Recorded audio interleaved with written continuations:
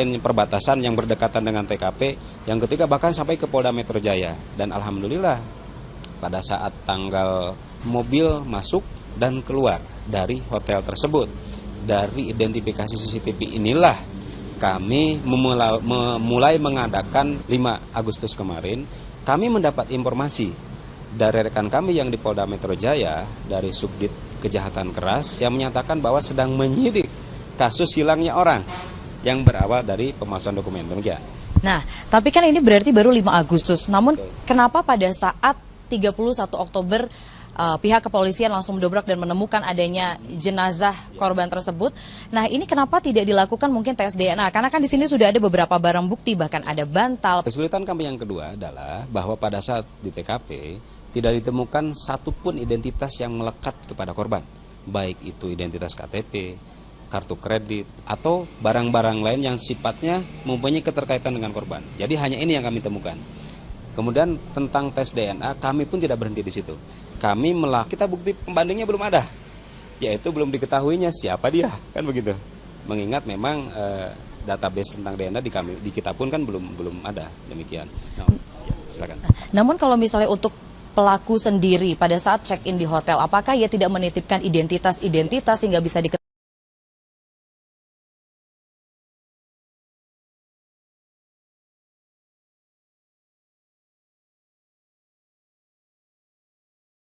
Dan di CCTV pun juga Kasus hilangnya orang yang berawal dari pemalsuan dokumen. Demikian. Nah, tapi kan ini berarti baru 5 Agustus. Namun kenapa pada saat 31 Oktober setelah kami periksa tidak. Hanya menyampaikan saya akan nginap di sini, saya bayar 300.000 untuk 1x24 jam ke depan, dan nama saya adalah X. Tidak mengatakan nama sebenarnya. Itulah kesulitan yang selanjutnya. Tapi tidak berhenti di situ. Alhamdulillah tadi kami sampaikan ada satu keterkaitan. Dari ketemunya CCTV inilah awal mula terkuaknya kasus ini, tentunya dibantu oleh rekan-rekan kami dari Polda Metro Jaya yang telah terlebih dahulu menangani kasus penggelapan dan pemalsuan dokumen kendaraan. Sehingga kami kirim CCTV-nya ke rekan-rekan di Polda Metro, dari Polda Metro mengirim foto mobilnya, ternyata ada identik, jenisnya sama, warnanya sama, kan demikian. Dan sudah ada pengakuan dari tersangka di Polda Metro Jaya. Untuk plat nomornya sendiri, Pak? Ya, ini pun sudah kami lakukan penyelidikan pada saat di TKP, bahwa pada saat plat nomor masuk itu menggunakan plat nomor yang tidak sebenarnya. Itu pun salah satu kesulitan kami sudah zoom, bahkan kami sudah kirim untuk menzoom plat nomor tersebut ke laboratorium forensik, dan plat nomor yang digunakan adalah plat nomor yang tidak terdaftar, artinya palsu, sehingga sulit untuk mengidentifikasi. Tapi dari jenis mobil dan warna mobil identik dan sama persis dengan yang tadi kita gelar pagi-pagi di sini. Berarti ini mengindikasikan bahwa sebenarnya pelaku ini sudah merencanakan ya Pak, terkait dengan prosesnya, bahkan dia sampai sudah mengganti plat mobilnya, bahkan juga sempat di CCTV terlihat sebenarnya pelaku ini sempat menengok kiri kanan seperti waspada sekali. Ini bagaimana ini Pak? Nah, ini kami tentang terkait dengan berencana atau tidak, tentunya kami harus melakukan pemeriksaan secara intensif, karena kami belum melakukan pemeriksaan secara holistik. Kami baru melakukan pemeriksaan selama 3 hari ini. Berikan waktu kepada kami untuk mengungkap lebih dalam tentang hal tersebut. Apakah ini berencana atau tidak, dan apakah ada faktor lain dan sebagainya. Berikanlah waktu untuk kami menyidik lebih dalam. Demikian. Berarti untuk penyelidikan terbaru saat ini apa yang tengah dilakukan oleh pihak kepolisian maupun juga Polda Metro Jaya, Pak? Tentunya kami tidak berhenti di sini, kami pun sudah melakukan rapat koordinasi dengan Bapak Direktur Kriminal Umum yang tadi datang ke sini dan memimpin rapat untuk membentuk tim gabungan penyidikan, yang mana akan kita adakan penyidikan lebih lanjut untuk mengungkap kasus ini secara holistik, secara menyeluruh, dan untuk mencari persesuaian antara alat bukti yang ditemukan di sini dengan yang di Polda Metro. Demikian. Dalam kondisi tertelungkup di dalam kolam siapa yang bersangkutan.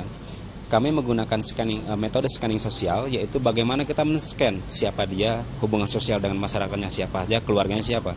Akan tetapi sangat disayangkan, Mbak dan para pemirsa sekalian, bahwa pada saat ditemukan jasad korban dalam keadaan sudah mulai membengkak.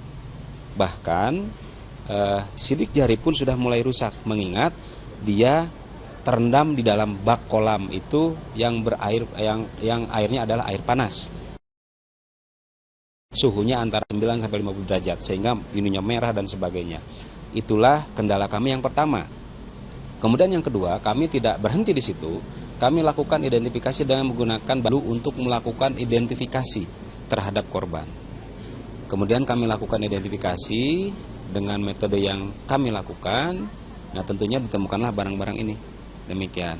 Kemudian memang betul bahwa jasad tersebut adalah jasad seorang perempuan. Akan tetapi kita harus mengetahui ke dalam alat tersebut sidik jari korban.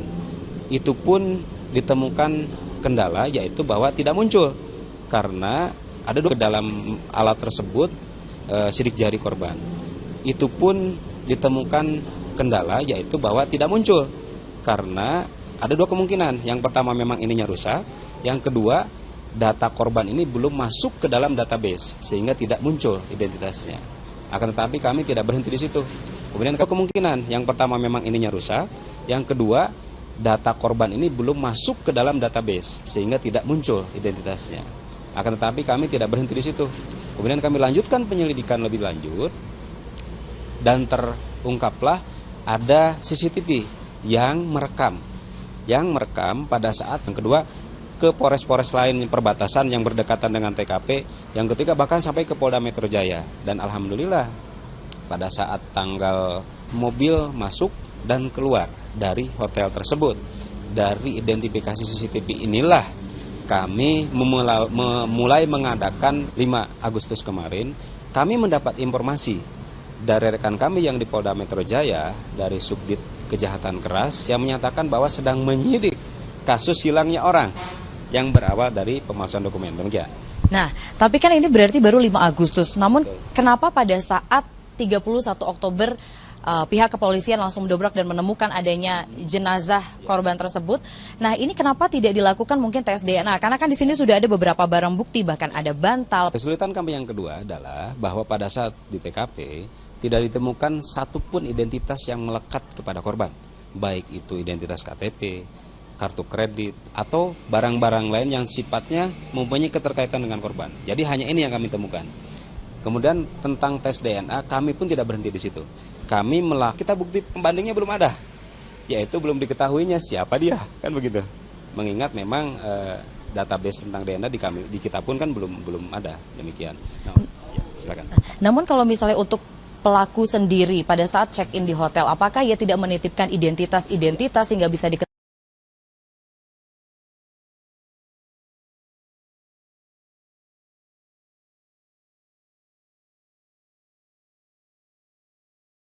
Dan di CCTV pun juga kasus hilangnya orang yang berawal dari pemalsuan dokumen. Demikian.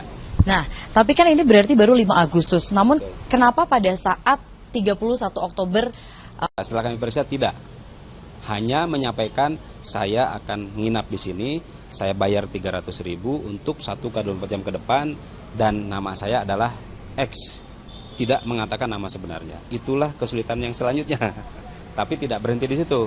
Alhamdulillah tadi kami sampaikan ada satu keterkaitan. Dari ketemunya CCTV inilah awal mula terkuaknya kasus ini, tentunya dibantu oleh rekan-rekan kami dari Polda Metro Jaya yang telah terlebih dahulu menangani kasus penggelapan dan pemalsuan dokumen kendaraan. Sehingga kami kirim CCTV-nya ke rekan-rekan di Polda Metro, dari Polda Metro mengirim foto mobilnya. Ternyata ada identik, jenisnya sama, warnanya sama. Kan demikian. Dan sudah ada pengakuan dari tersangka di Polda Metro Jaya. Untuk plat nomornya sendiri, Pak? Ya, ini pun sudah kami lakukan penyelidikan pada saat di TKP, bahwa pada saat plat nomor masuk itu menggunakan plat nomor yang tidak sebenarnya. Itu pun salah satu kesulitan kami sudah zoom, bahkan kami sudah kirim untuk menzoom plat nomor tersebut ke laboratorium forensik, dan plat nomor yang digunakan adalah plat nomor yang tidak terdaftar, artinya palsu. Sehingga sulit untuk mengidentifikasi. Tapi dari jenis mobil dan warna mobil identik dan sama persis dengan yang tadi kita gelar pagi-pagi di sini.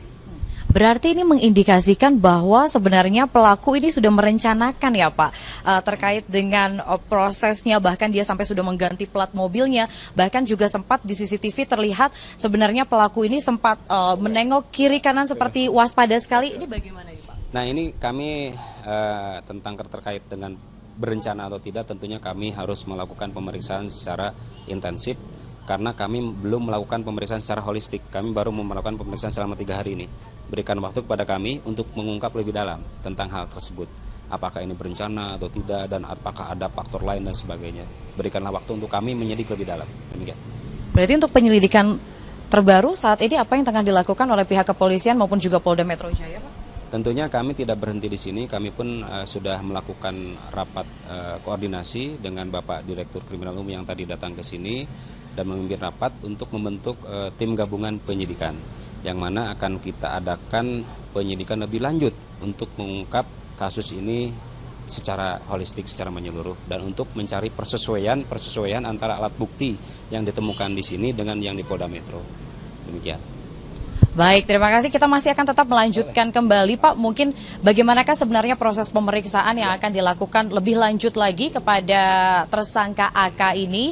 Kemudian, bagaimana sebenarnya hasil visum lebih awal? Apakah sudah ada dari hasil dari tim forensik? Tentunya masih kita tahan dulu. Kita akan melanjutkan lagi perbincangan terkait dengan menguak seperti apakah dan apa sebenarnya motif dari kasus pembunuhan Rian, asisten Presiden Direktur PT Excel Axiata. Kami akan kembali.